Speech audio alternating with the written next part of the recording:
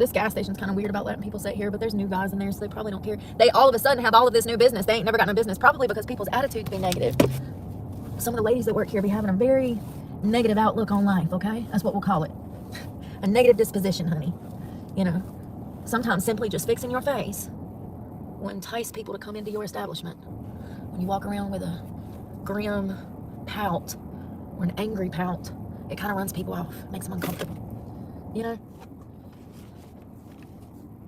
I don't know why everybody's like so stressed anyways. If you got a fucking job, be grateful.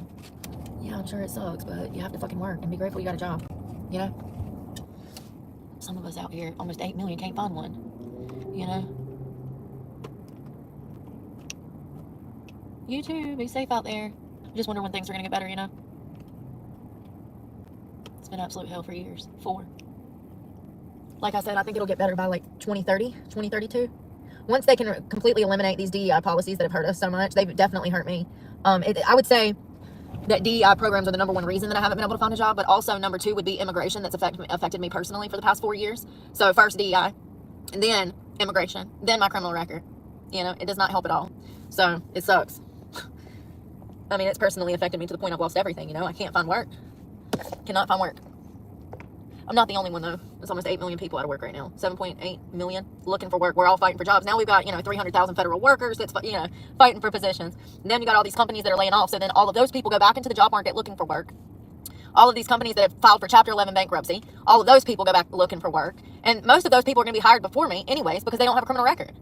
I don't know why people don't talk about how felons, it's impossible to find a job as a felon. We've been over this over and over. Everybody wants to say, oh, there's companies that hire felons. No, they don't. Like UPS, yeah, they hire felons. You know what percentage of felons they have on the workforce? I would be willing to bet it's less than 1% of their entire workforce is an actual felon. It's crazy. People are like, oh, Goodwill hires felons. They won't hire me. They flat out told me that they wouldn't hire me because I'm a violent offender. They said they couldn't. Walmart said they couldn't hire me. Target, Waffle House, got emails from corporate office, said stop applying. We cannot hire you because of your background.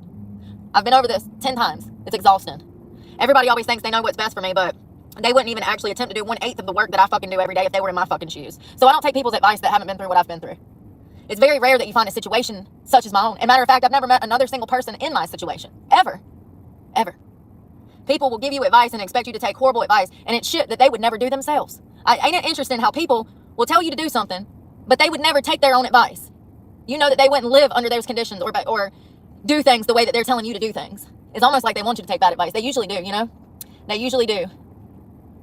I can't get my CDL. We've already been over this. Anything you can think of, I can think of something better. Can't do it. Been over this. Can't work for Uber Eats. Can't work for fucking Uber. Can't work for DoorDash. I am a triple felon with a horrible driving record. I have 2 DWIs, 8 speeding tickets, multiple following too closely, unsafe movement. And don't get me started on other shit from where I crashed through a fucking McDonald's in 2014. I talk about these stories so people can get a concept of why it's so hard to find work. But how many years? It's been almost 10 years since I've been in any trouble. It's been over 10 years since I've had a fucking speeding ticket. How many years am I going to be punished for shit that I did when I was a child? I was 18. I was 18. I'm 37 now. It has been almost 20. What is that? It's been a long time. I was 18. I'm almost 38. How many years do I have to suffer?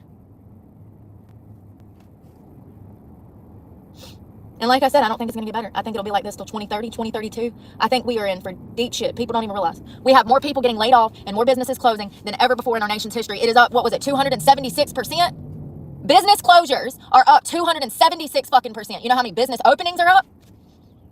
Matter of fact, the last time we got job numbers, they lied about those job numbers, the Biden administration. They said, oh, we added X amount, and it was all a lie. It's going to take almost a decade to fix this shit. I'm predicting, I'd say about a half a decade. But I think that, it'll come to a head to a point that, people are really going to be suffering before it gets better. I think most people have their heads so far up their fucking ass, they have no clue what is really going on. They tell me to try harder, fill out more applications, go door to door, work with a staffing agency, beg for a fucking job. I've done it fucking all. It's been 2 years. It's been 2 years. And you would think, judging by what happened at my job, getting fired because I have a channel, you would think that people would be like, oh, okay, yeah, now we're starting to see. But no, people still have their heads so far up their ass, they don't get what's going on here. Some of you do. Thank you to my followers that actually get it. You're starting to see why I have so many fucking problems. I did my job, I did what I was supposed to do, and I was fired for nothing. Same shit, different day.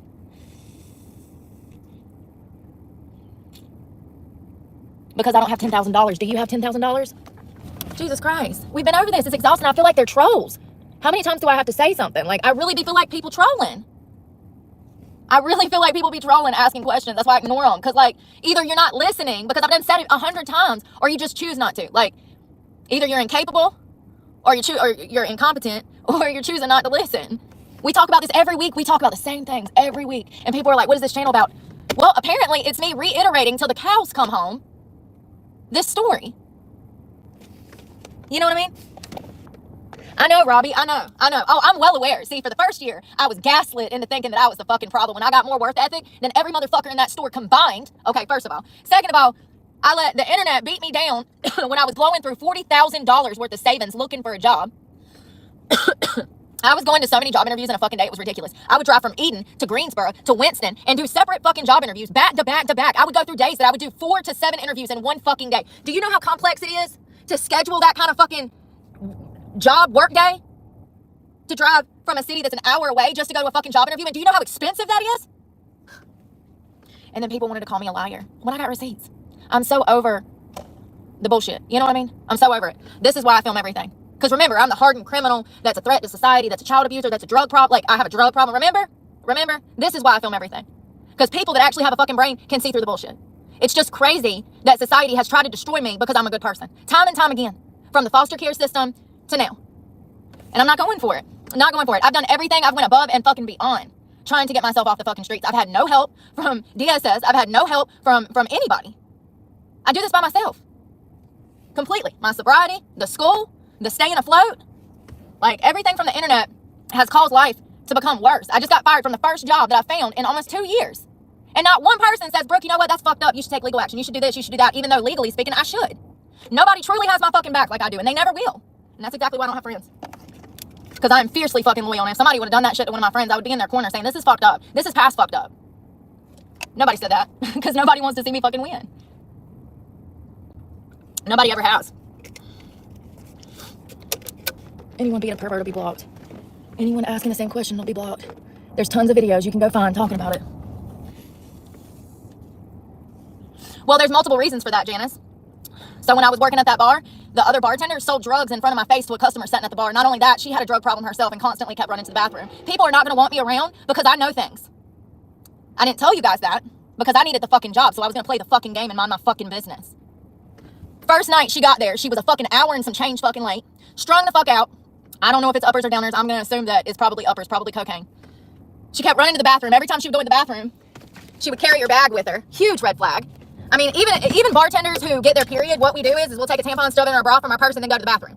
Bartenders, speak up in the comment section. If I'm lying, get to denying. She took her whole motherfucking purse to the bathroom like 10 times. She would just go missing.